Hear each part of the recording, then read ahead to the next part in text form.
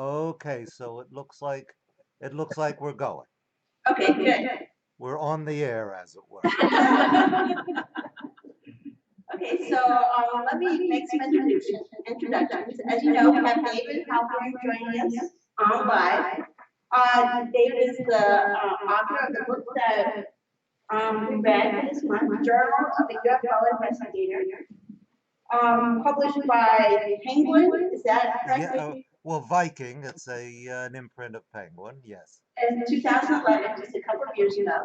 And I'll ask David to say a little bit more about himself in a minute, but also I want to introduce myself, Juanita Wilson, for anyone who doesn't know. And this discussion is really sponsored by our book club, where most of the members here. Everyone except for the two of you, I think. So thank you. Yes. Good. We also have an online group that I think knows about our book. It doesn't always meet in person, but we do have people that connect online. Because some of our book group members, we're a group of people who work for the state in a couple of different state agencies, and over time, some of the members have retired. And so even though our meetings are down in the Olympia area, some of our retirees are as far away as Seattle. And so needless to say, that's too big of a commute to necessarily be here in person, but then they share comments with us through emails. I see. Have you done this kind of Skype thing with them before? You are our first. You're our first Skype. Okay, well, let's. I mean, I want to say first of all how very honored I am to be here, to be here Skyping with you, and I'm grateful to you for being here with me. I will say this afternoon, but I know for you it's morning, and I'm very grateful to this amazing technology that makes it possible for me to be with you at a distance of 3,000 miles. And I'm particularly grateful to Juanita, without whose hard work this would not be happening. So thank you all. And I want to draw a thank you to her husband as well. Thank you. Setting up the technology. Thank you, Bill. I appreciate that.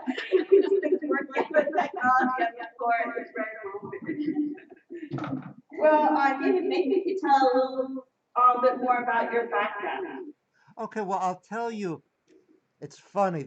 I keep wanting to take. I keep taking off my glasses because I use them only for reading, and my instinct is when I'm talking to people to take them off. So it's kind of an instinctual action. Okay, I'll tell the first of all externals. I was born a little over. Something happened. Whoops. Let's see. Can you hear us now? Okay. Yeah, I hear you fine. Network glitch. Okay. Yeah, I thought I'd said something wrong. Everybody, I said I was born, and everybody says, "Uh-oh." Yes, I was born, and it happened a little over 66 years ago in Trenton, New Jersey. And I grew up in Levittown, Pennsylvania, which is the town that appears as Kellerfield in my novel. I went to college first at Cornell and then graduate school at UC Berkeley and the Hebrew University of Jerusalem. And I took a job not long after that in the fall of 1976, teaching Judaic studies in the Department of Religion at the University of North Carolina at Chapel Hill.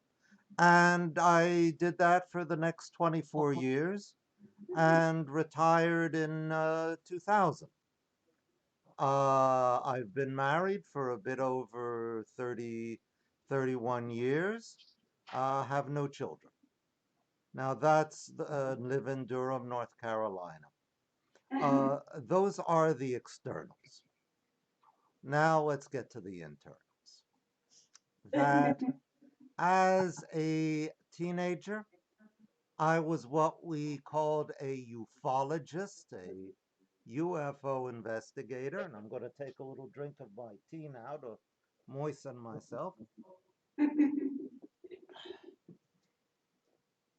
And later became a religious studies professor specializing in ancient traditions of heavenly ascent and otherworldly journeys, and in the visions of the book of Ezekiel, particularly the one in the first chapter of Ezekiel where he sees uh,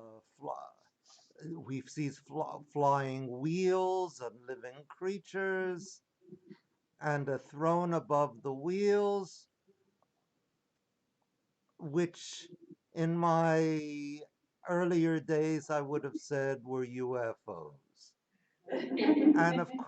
And of course, all of this was ufology in a more respectable guise. So I've always been a ufologist.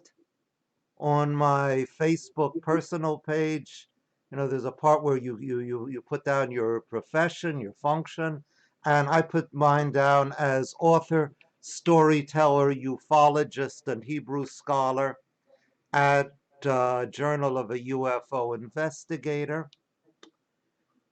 And I think these are things we have to talk about in more detail as our time together goes on.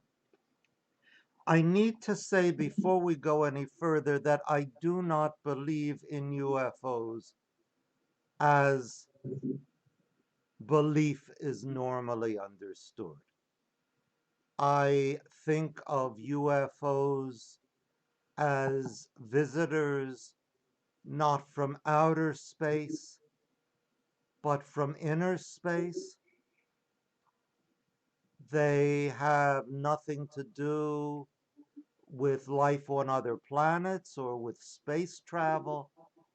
They have everything to do with our human longings, our human terrors, and in my opinion, particularly the greatest terror of all, which is what, at least on the surface, seems to be the end of our existence.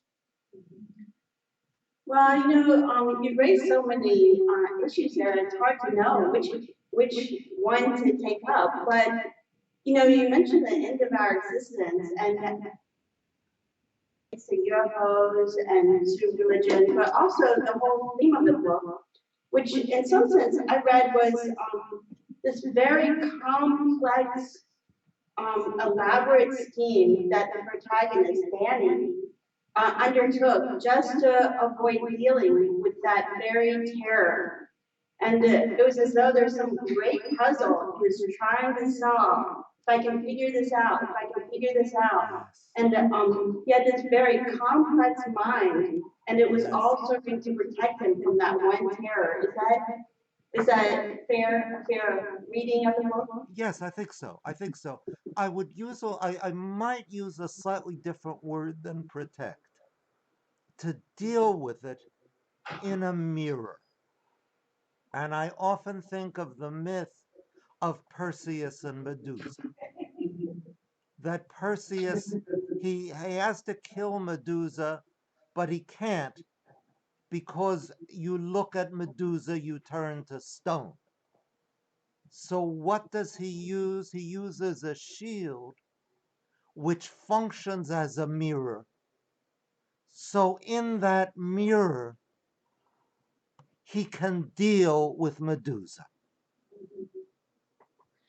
Does he deal with it, or does he really end up running from it? Because he puts away his UFO journals in the end. He's going to college.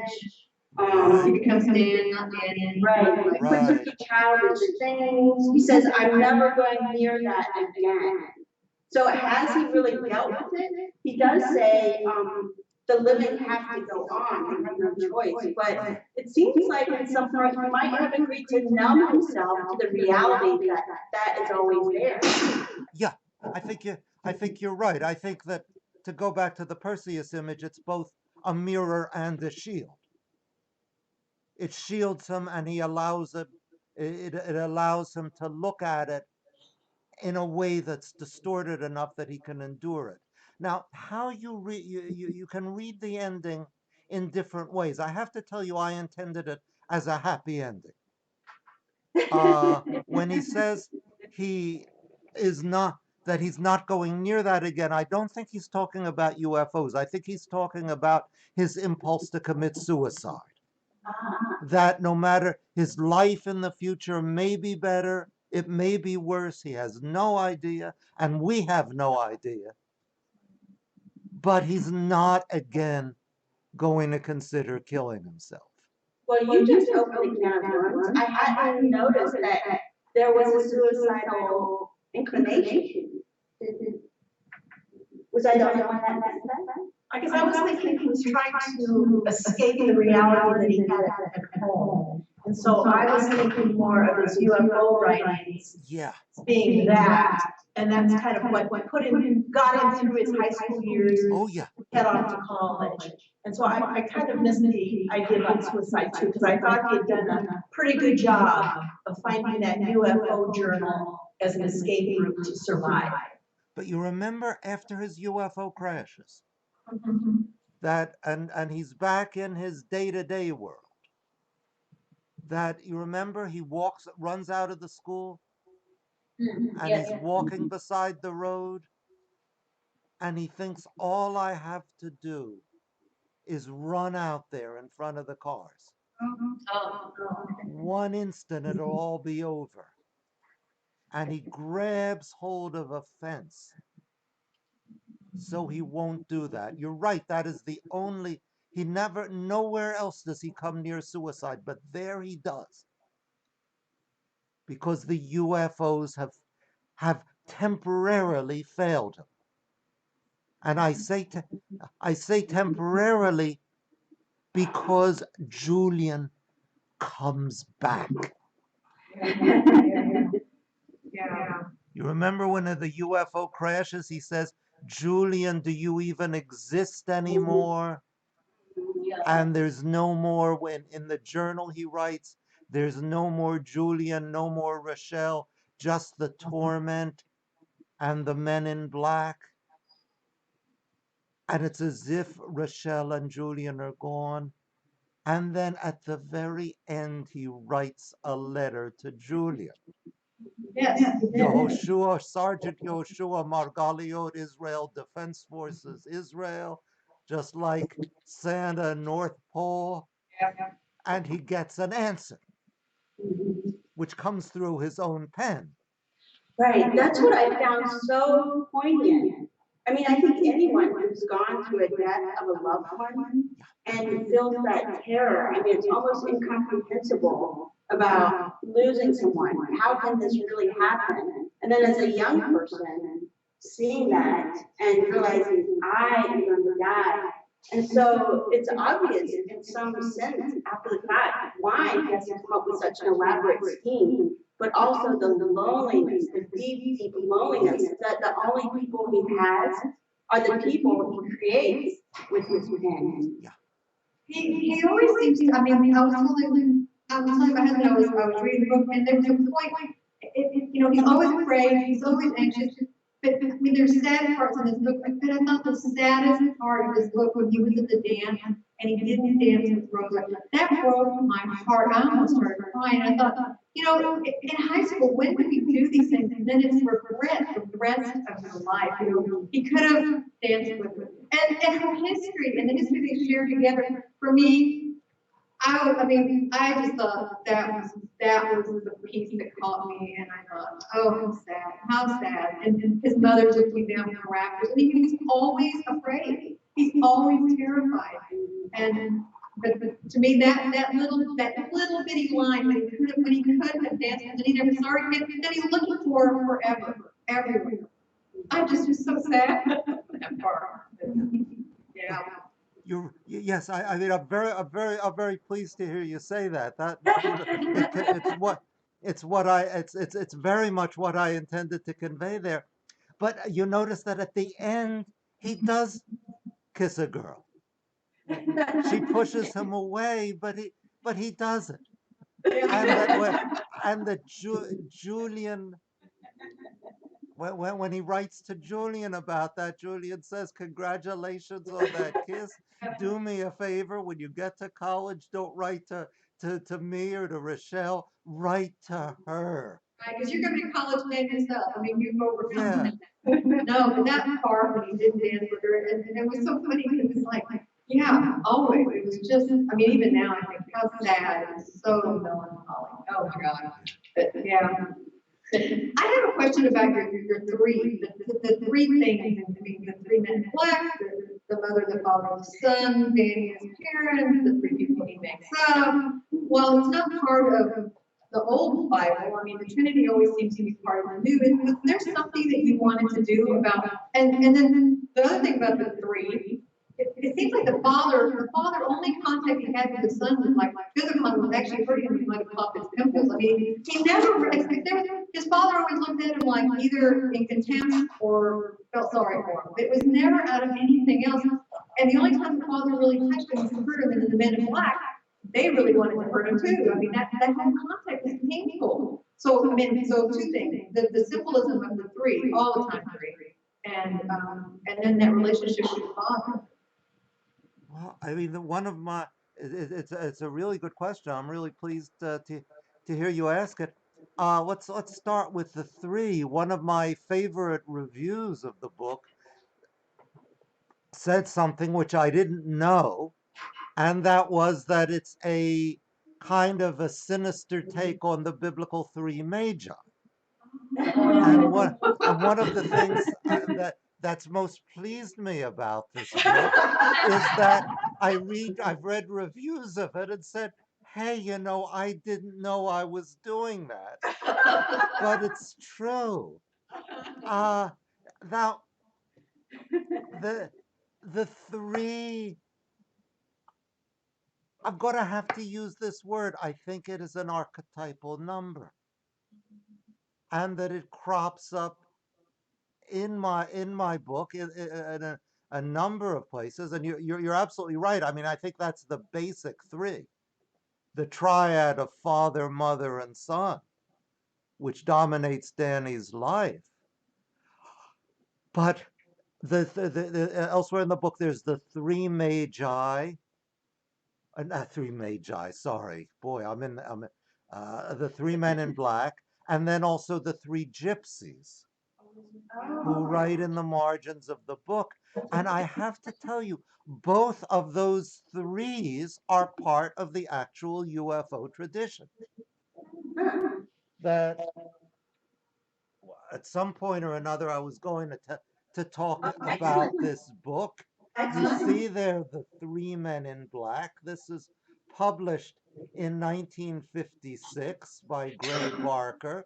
These are the ancestors of the men in black who eventually made it to Hollywood about 10 years after Gray Barker died. And the annotated book, well, this is an unannotated version of it, Morris K. Jessup's Case for the UFO, but there really was an annotated version that seemed to have been annotated by three people calling themselves gypsies. So all of the we know now a lot more about how that annotated book came into being than Danny would have. What you read in the book is what Danny speculates about, and most of the annotations that he quotes I made them up. A few of them are genuine. But a lot of that I got from the UFO tradition, which I think plugs in to much deeper archetypal mythology. The three magi, the three angels who visit Abraham, the three fates, the three graces. I mean, we can just keep multiplying that. I mean, the psychologist Carl Jung wrote a book about called Flying Saucers, a modern myth of things seen in the skies. And if you know anything about Jung, you know that when Jung called flying saucers a myth, he didn't mean to put them down. He meant to say, boy, this is something important. We're dealing here with a mythology, which for him was the deepest truth that's growing out of our own culture. Uh, and so I think I think the threes are significant in that way. Now, about Danny and his father, it's a I depicted the father in the book the way Danny sees him, as kind of an ogre, and I would say borderline physically abusive. I mean, there are worse ways to abuse a child than popping his pimples, but that is, I think, going over a line. And yet I tried to convey at some points, and I don't know how clearly it came across, that there's more to the man than the ogre. That when he comes to Danny, when the mother has fallen, and he comes to visit Danny in his room, I tried to suggest there that there is a connection, that he does see Danny and he does care for him, and it is the father who drives him to New York so he can participate in his contest, as if the father wants him to be able to fly. Well, now that you mentioned the father, something that really struck me is the story about the mother. I mean, she's the one facing her own mortality. And Danny is very lonesome, and I'm sure the father is too, but the mother is dying, and her husband is having an affair with another woman, and her son cringes from her touch. And throughout the whole book, I was just feeling so bad for the mother, herself, because it's really her story. I mean, she's the one that has to be, her end. Yes. Yes. I'm really pleased to hear you say that. Yeah, she's an incredibly tragic character, and no one really sees her. Danny does not see her. No. He doesn't know she's dying. And I thought that was a reflection on Danny and the father, that they cared. I mean, I know in families where that's happening, that there's a lot of, just a lot of emotional hardship that happens. Yeah. But I just, how could her son, and I know he's trying to deal just with his own situation. I know in families where there's illness that the child's childhood is stolen. But how could they not, show any compassion for this woman who's, just trying to get through? And the father, even though Danny doesn't see him as an ogre, I couldn't help but see him as an ogre for letting his son go when the mother was dying, for having an affair when his wife was dying. I remember the part of the book where she had fallen and he goes into the room, and that was the one time I remember. I think I had a earmark, but that is the one time I saw him show that compassion toward his son. But I'm a little different at the end. I mean, I think the reality, and it's really hard to tell about the relationship with the father and the mother, because Danny didn't understand it anyway. But it's like the father, like Danny keeps saying, well, my dad's saying, I never left you, I never left, I'm always here. And it was like he always saw his father being resentful. I don't know if that was really true, if he was resentful. I mean, I think when, having worked with hospice patients, a lot of times people are just frustrated because they can't do anything to help the people they love. And he didn't understand it. I mean, for him, I think there's one line where he said, it's confusing because he believes in UFOs and he believes in the Bible in the same verse. and the dad can't quite understand it, and so why is he going out with girls? Why is he doing something else? He just doesn't understand Danny, and I don't think Danny understands his dad either, so. But occasionally, you're right, Danny doesn't. He's looking, as he realizes at the end, he's looking in the wrong direction. He's looking in the skies when he ought to be looking on earth about people who marry, sometimes the right people, but more often the wrong one. And sometimes they get sick and die. But he does see, at that point, I think I have to quote it from memory, where he says, maybe it's wrong what I've always thought. Maybe he doesn't hate me. Yeah. Maybe there's something here that goes back to a time before I know about, and that's not written in the Bible.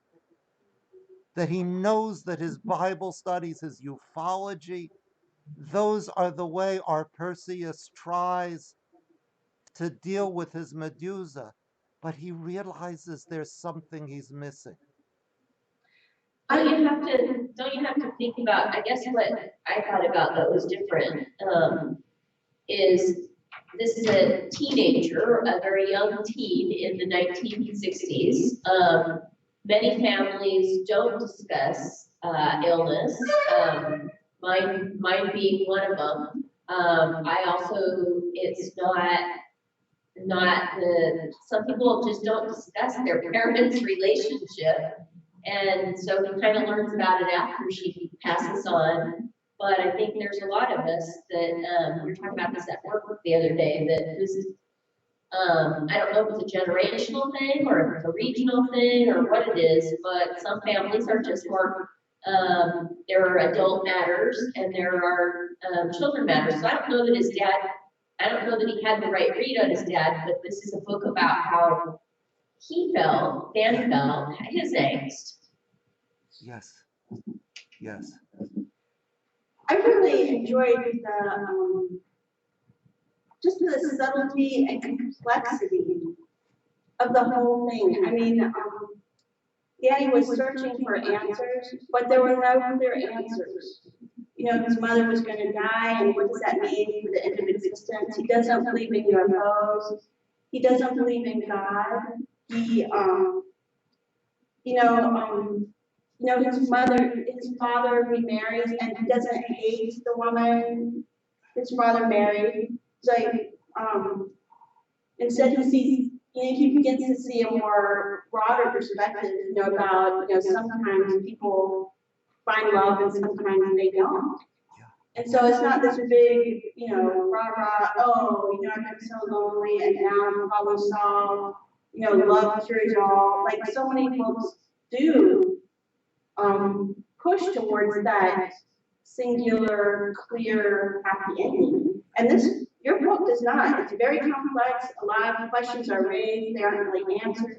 It's really like the messiness of life. You never really quite know what's the right thing to do or the right answer.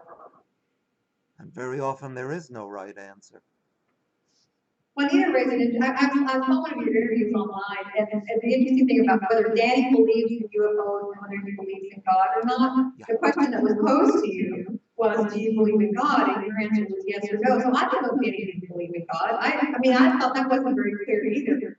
And it wasn't like your answer was ambiguous. It was just, I don't know what he did. And I liked your response that you said yes and no, that you do believe in God. I thought that was interesting. And he was searching, and I said, I don't know if Danny doesn't believe in God. I think it's kind of like your response, yes and no. So. I mean, right at the beginning, he says, I investigate UFOs because unlike God, they are real and can be seen. And there is a certain irony in that. Do you feel I'm sorry. That he won't believe in something so ill-supported as God, but UFOs he completely believes.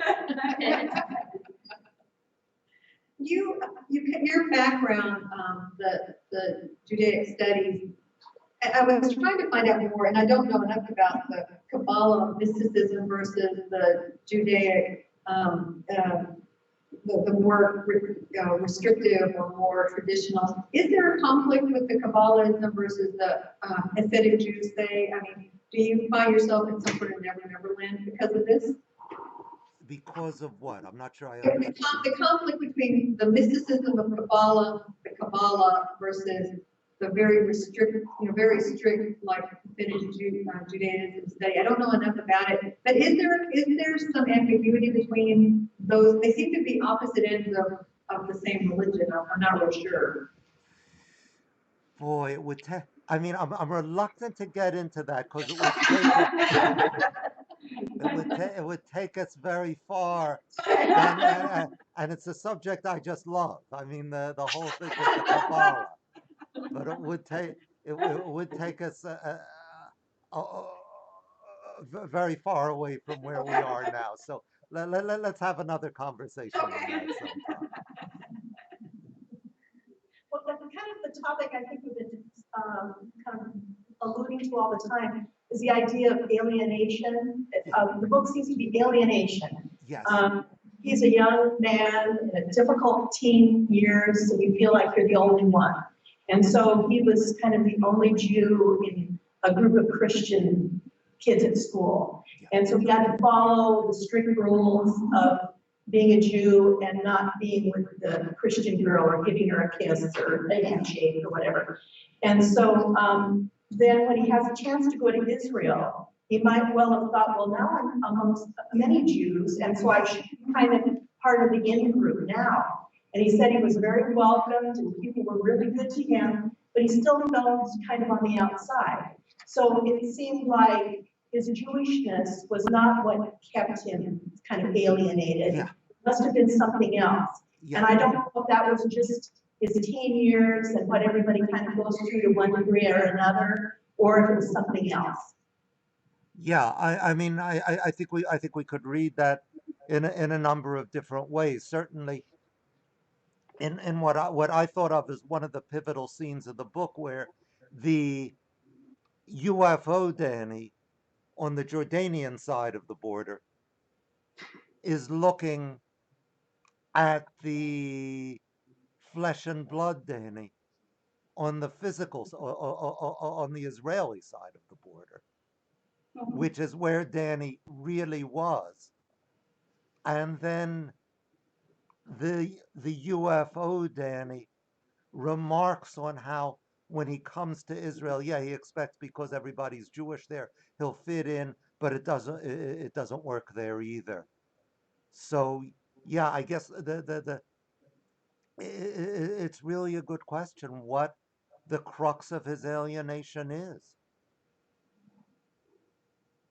Maybe I'm the only one, but as that young person, I felt that kind of alienation, like I was, some strange, not human, but half beast. But maybe that's just me. I thought maybe everyone struggles with that, that question of who they are and, what life is.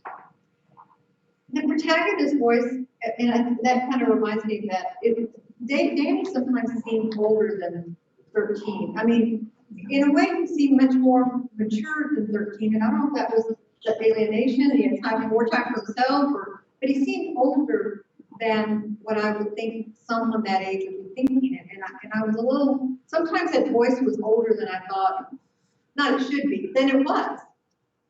Yeah, You're nodding. I'm nodding because you've pointed to one of the real problems I had with writing this book, that it was essential to set it at the dawning of Danny's adolescence.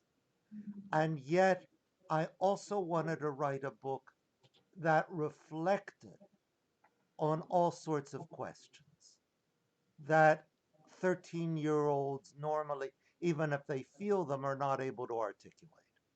So one device I used was to have him write the journal at age 16, looking back on his 13-year-old self. But you're right. There is a disconnect between the age that Danny is and his voice.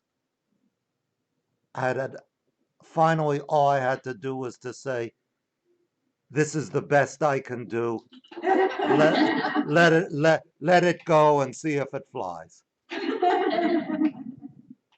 have a question about the research that you did on the, prior to writing your book or whatever. Did you go to Area 50? Did you come to the Pacific Northwest to really see where, that piece of the, research came from? Did you go to New Mexico? I mean, I'm just curious how an author would, really find that information out. Yeah, I did. I actually did go to Roswell, New Mexico, because what happened was that I won a writing a contest, which was headquartered in Albuquerque, and that I flew out there to get my award. And I figure, look, as long as I'm in Albuquerque, we gotta that was actually the first time I ever rented a car, and I drove down to Roswell, and had a really good time trying to get a sense of what Roswell would have been like in the 1960s. But most of what was in the book I didn't really have to research. That it was what I had known from my own ufology days. The Men in Black, what is now called the Philadelphia experiment, but what we used to refer to as the Allende mystery. And all, all of that was from my memory, from my files. And when I needed some specific dates and facts that weren't part of my files, I went to my 3-volume UFO encyclopedia, which I don't know if it's in this library. I think it's actually out of print, so that if it's not, I don't think they're going to be able to get it. But it is the most incredible resource, and it was written almost entirely by a man named Jerome Clark, who was 1 year older than me, and we used to exchange 10 and 20-page letters Oh, when wow. when I was 16.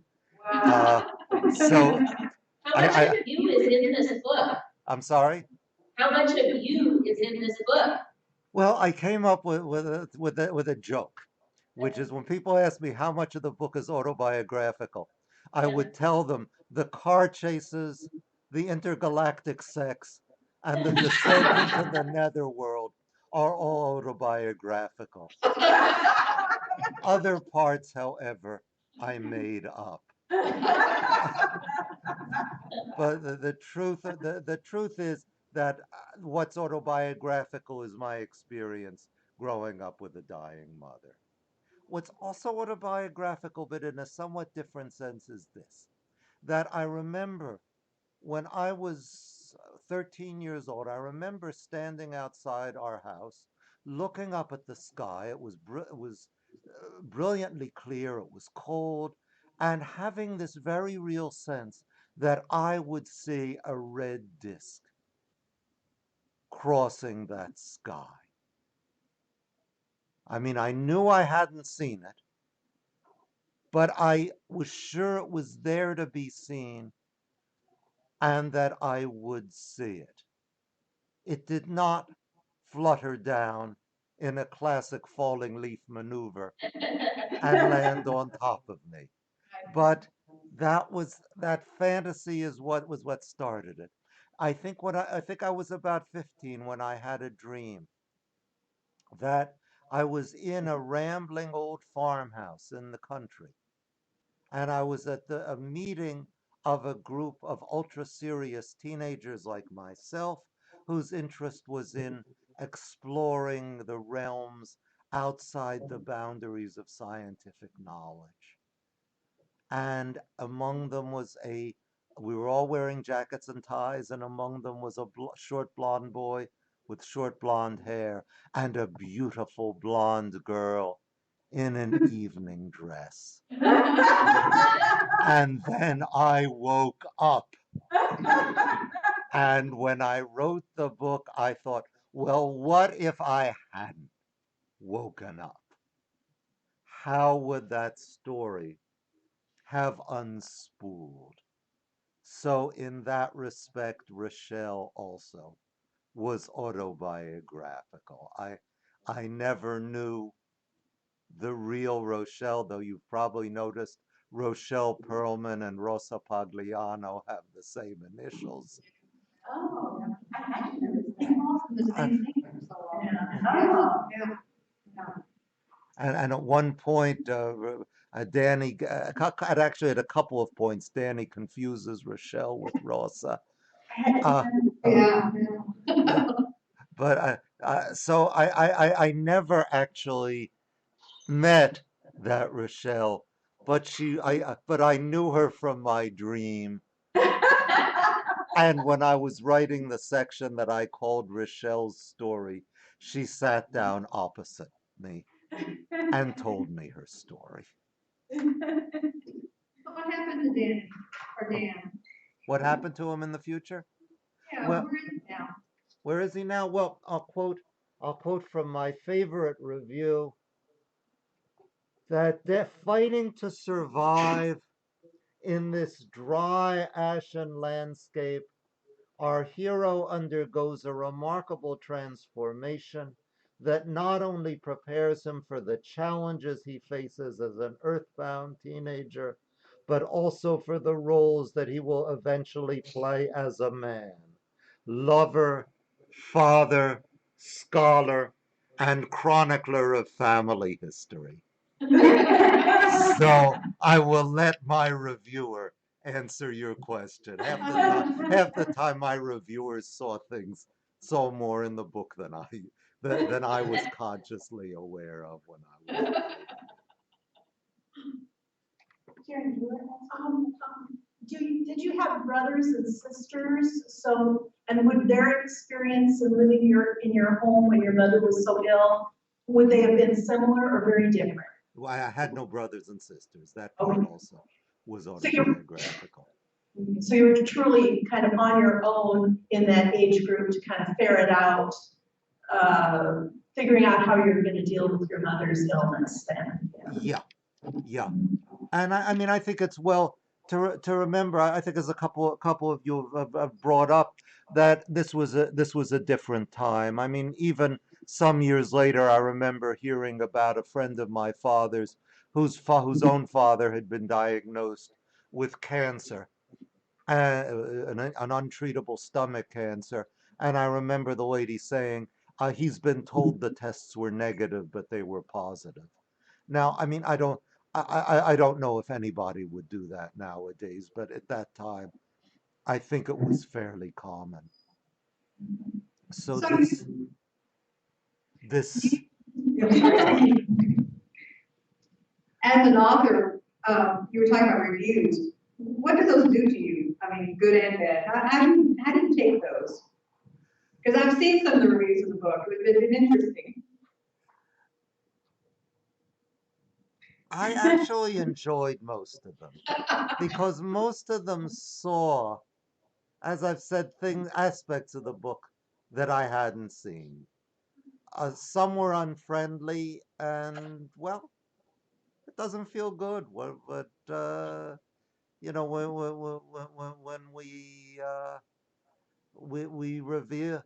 we reveal our dreams, not everybody is going to handle them gently.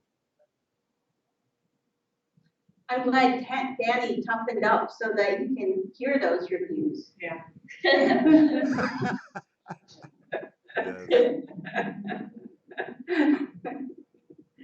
You know, the other thing that intrigued me is that you're at the Department of Religious Studies, which seeing you now makes such perfect sense as a progression from your ufology research. I mean, I think there may be only one person in the universe that combines ufology and religious studies, and it's you.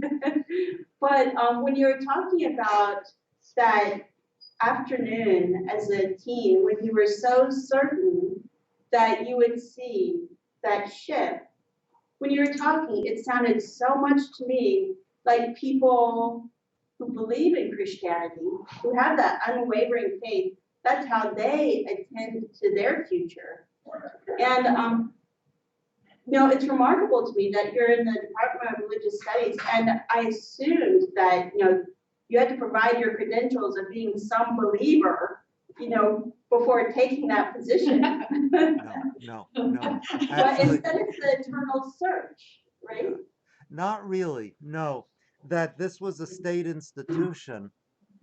And as a matter of fact, there had been some criticism of there even being a Department of Religion at the University of North Carolina, and they had to make really overwhelmingly clear, trumpeted loud and clear, that we are not a confessional group. We never ask about what our colleagues believe. And for many years, actually, I found that a very supportive situation, that I was never going to be questioned about my personal beliefs. I have to say, though, that there is a downside to it, which is that it encourages academic scholars of religion to look over there and not to where I think the really important stuff is, which is inside us. Why are we engaging with this?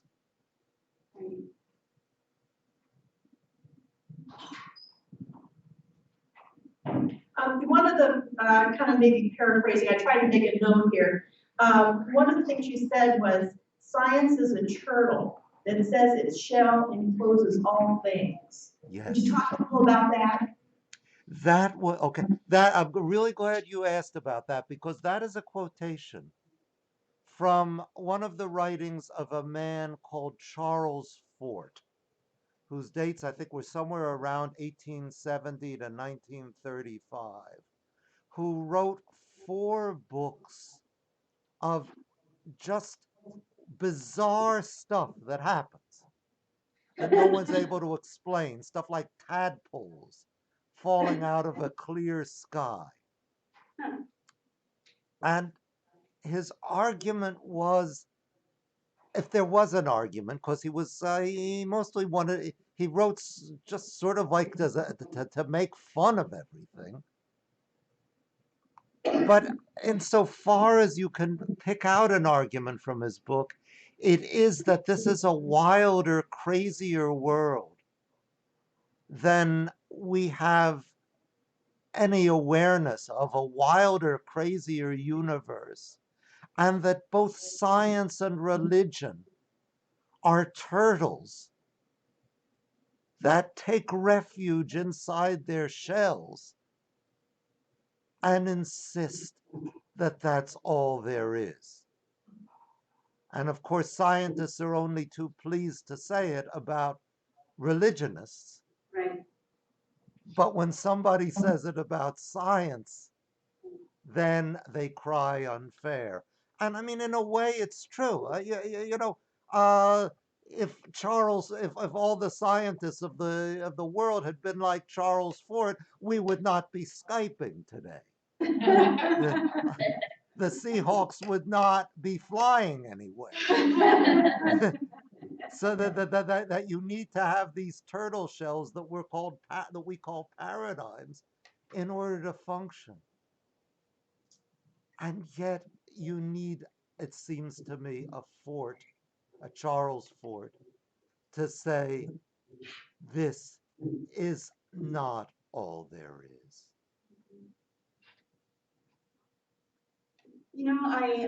I'm hesitant to take up too much more of your time, because I know initially we were slated to end about 20 minutes ago, but it's been so fascinating. But maybe if there's one thing that you would want to leave us with, I can't imagine that there's one thing you wanted to achieve with the book, because there were so many questions and so many answers.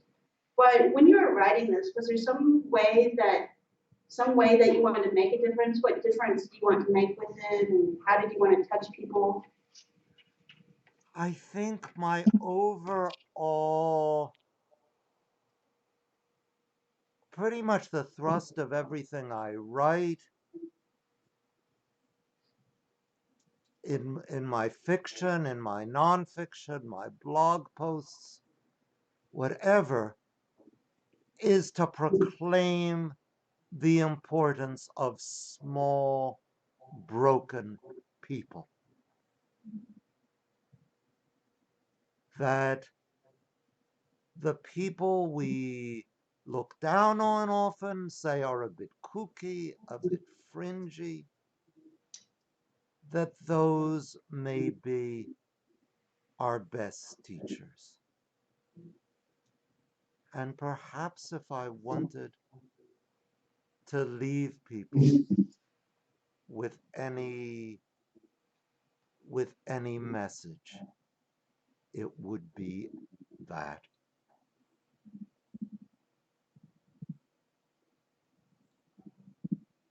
Thank you. Now, I understand that you're working on another book. Yes, I'm actually working on 2 other books now. One is nonfiction, and my title for it is Intimate Alien, The True Story of the UFO. And the other is called The Color of Electrum. And I originally saw it as a sequel to Journal of a UFO Investigator, following Danny to college. It does follow Danny to college, but it's a quite different book from Journal of a UFO Investigator. It's in third person. Danny is the main character, but there are other point of view characters, and it's set in 1968 when reality in this country had become about as surreal and phantasmagoric as Danny's UFO journal. You've got some fans here now. Well, and I hope we'll meet again. That Juanita can give any of you, if you don't have it, my website address and my fan page address. I'll be completely delighted to hear from any of you, and I will answer. Thank you. And let's have a hand for Juanita and Bill. Thank you very So much. We really appreciate you giving the time. Thank you. Bye-bye. Looking forward to the next book. Yeah.